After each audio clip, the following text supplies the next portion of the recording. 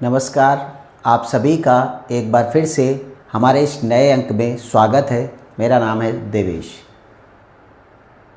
सबसे पहले आपसे इतनी ही अपील है कि बहुत सारे लोग हमारे चैनल पर जो आते हैं, कई सारे लोगों को वीडियोस पसंद आते हैं, कई सारे लोग इस पे अपनी राय भी देते हैं, कई सारे लोग हमको ये भी कमेंट करते हैं कि अगर आप इस तरह के कंटेंट लाएंगे तो ज़्यादा अच्छा होगा।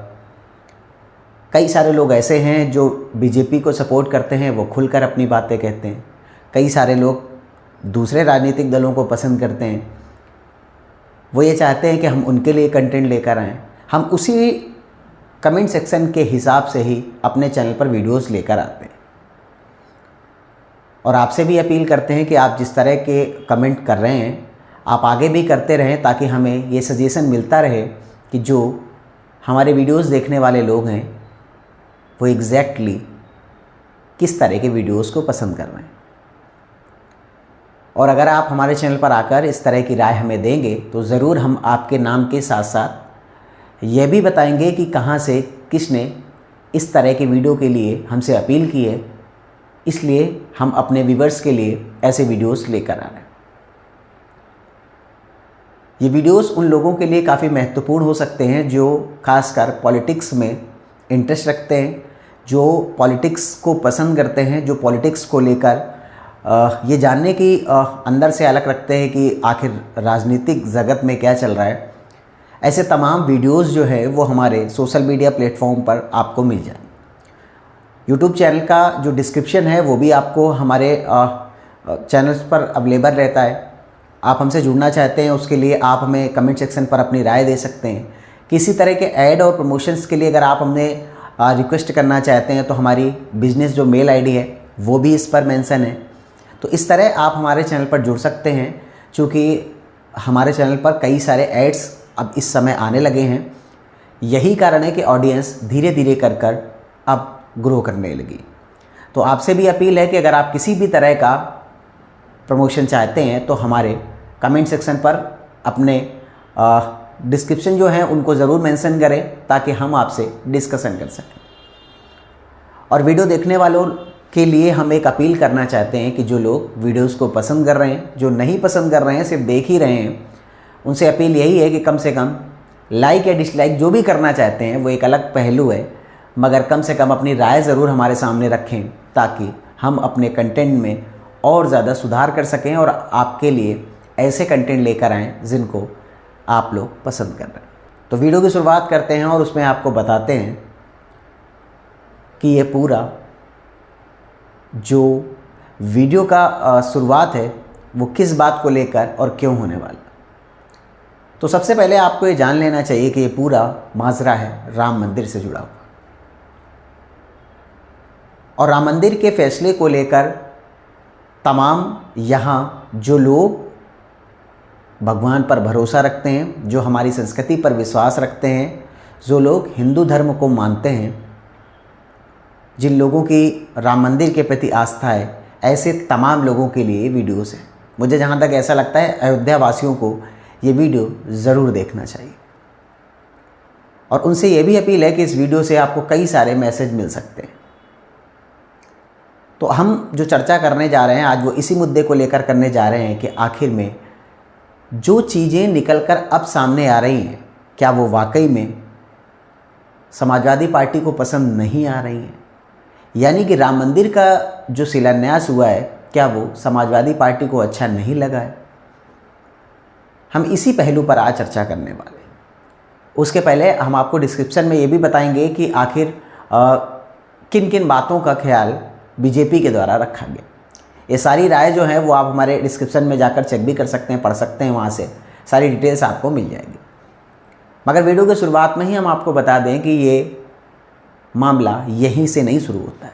ये मामला शुरू होता है कार सेवकों पर जिस तरह से गोलियां बरसाई गईं, जिस तरह लोगों पर लाठियां भांजी गई, और एक तरफ से लेकर न तो साधु संत बचे और ना ही भगवान के प्रति आस्था रखने वाले। मुलायम सिंह सरकार में जिस तरह की निर्मम हत्या साधुओं की हुई और बर्बरता लोगों के साथ की गई, वो किसी से छुपा नहीं। समय समय पर इन चीज़ों का जिक्र होता रहता है, और सवाल इस बात को भी लेकर पैदा होते हैं कि जिस रामनवमी की छुट्टियां कैलेंडर्स के हिसाब से कोर्ट सख्त में रहती हैं, उसी राम मंदिर के सबूत जो हैं वो उसी कोर्ट में मांगे गए। मगर कोर्ट जो भी फैसला लेता है, जो भी करता है, वो सब कुछ उनके विवेक के हिसाब से क्या सही है क्या गलत है, ये सब कुछ उनको मालूम। तो सीजीआई ने जिस तरह की टिप्पणी की राम मंदिर के फैसले को लेकर, उन्होंने ये कहा कि आखिर राम मंदिर का फैसला इतने दिनों तक पेंडिंग चला, और ये पेंडिंग होने के साथ साथ, क्योंकि वो आज का तो कोई मैटर है नहीं, लंबे समय से पूरा मैटर पेंडिंग चल रहा था। तो जब लंबे समय से ये सारी चीज़ें हो रही थी और सीजीआई ने जो कहा कि हमारे पास ये मतलब डिसीजन के लिए या किसी भी तरह की जो भी जांच प्रक्रिया अभी तक चली, जो भी सबूत उसमें निकल कर आए, कई सारे जजों का ट्रांसफ़र हो गया, कई सारे जज रिटायर हो गए, मतलब ये लंबी जो एक तरह से सुनवाई जो चल रही थी वो लंबे समय तक चली। तो जब उनके पास फैसला आया तो उनको फैसला तो करना ही था, और फैसला ऐसी चीज़ों को लेकर करना था जिसके हर चीज़ के तथ्यात्मक रूप से सबूत भी मिल गए, और सबूत नहीं मिले तो उस बाबरी मस्जिद के होने का।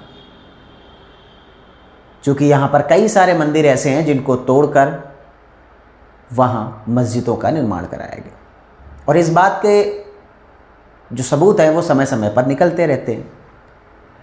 यही तमाम मुद्दे हैं जिनके बारे में महाराष्ट्र में इस समय एक बात को लेकर जोर पकड़ रहा है कि जो सीजीआई ने कहा है क्या वो सही है या गलत।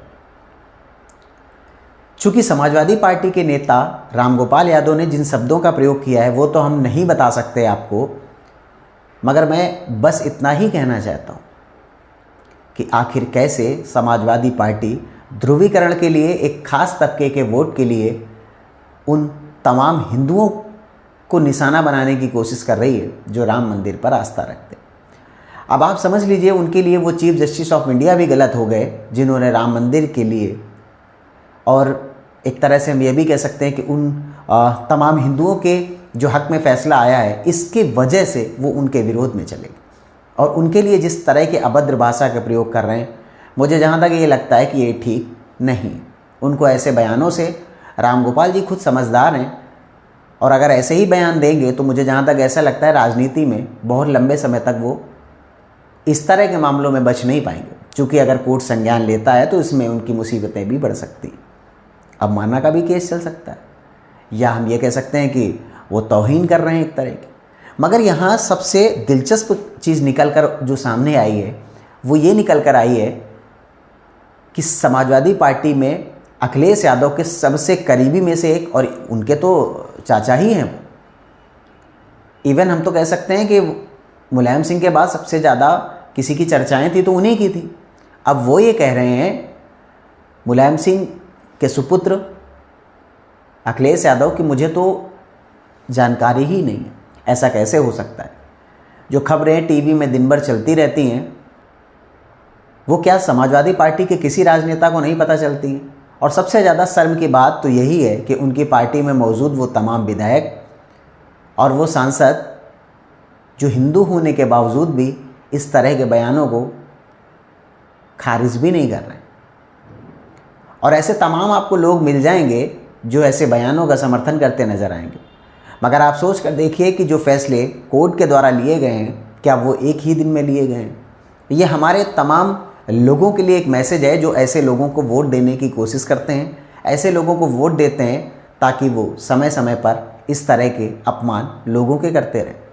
मुझे जहाँ तक ऐसा लगता है प्रभु श्री राम पर आस्था रखने वाले वो तमाम लोग ये वीडियोस ज़रूर देख रहे होंगे, और उनसे यही अपील है कि कम से कम ये ज़रूर एक बार सोचें कि हम एक ऐसे राजनेता को वोट कर रहे हैं जो खुलेआम ये कह रहा है कि ये फैसला जो है वो, और जिन शब्दों का वो उपयोग कर रहे हैं वो हम आपको नहीं बोलना चाहते हैं। तो ऐसे बयानों से मुझे जहाँ तक ऐसा लगता है कि हर एक इंसान की छवि खराब होती है। ऐसा कोई इसमें रामगोपाल की बात नहीं है, और समाजवादी पार्टी में लंबे तबके से ऐसे राजनेता रहे हैं। और अगर आपको एग्जाम्पल देखना है कि जिस तरह नफरती एजेंडा ये लोग चलाते हैं, तो आपको जब बहराइच के आरोपियों का एनकाउंटर हुआ उस समय जिस तरह की तिलमिलाहट सामने आ रही थी, वो एक बार आपको ज़रूर देखनी चाहिए।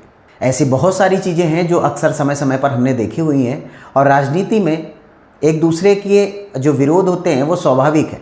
हम सभी लोग एक दूसरी जो राजनीतिक दल है उनका विरोध करते हैं, मगर क्या हिंदू होने के बावजूद भी ऐसे एजेंडों का जो हमारे लोगों के हित में नहीं है, जो हमारे लोगों को नुकसान पहुंचाने के लिए, क्या वो वाकई में अपने लिए अच्छा हो सकता है क्या? हम ये तमाम सवाल उन लोगों से पूछ रहे हैं जो सरेआम चीफ जस्टिस ऑफ इंडिया के लिए ऐसा कह रहे हैं। अब मुझे जहाँ तक ऐसा लगता है, कोर्ट ने अगर संज्ञान लिया तो ऐसे राजनेताओं के लेने के देने भी पड़ सकते हैं। आपकी इस मुद्दे पर क्या राय है मुझे कमेंट सेक्शन पर ज़रूर बताएं। चैनल पर नए हैं तो सब्सक्राइब ज़रूर करें। जय श्री राम, जय हिंद।